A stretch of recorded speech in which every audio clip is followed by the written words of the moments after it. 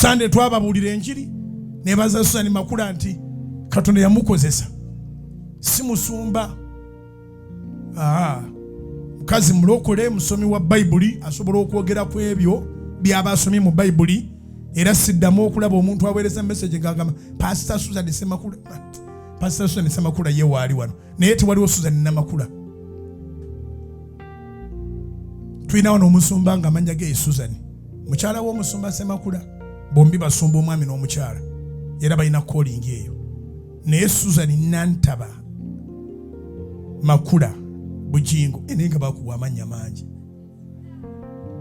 buli linnya buli sengawo buli ani yajanga n'ateeka okwo n'abatolo bamuyita Kengonzi ninkugonza muno Kengonzi ninkugonza webali kutebeza enjiri kya Sande yabuulidde enjiri ku Sande naye ng'enjiri yange ku Sande yali egamba ensigo katwala batugenda kujaguza emyaka 10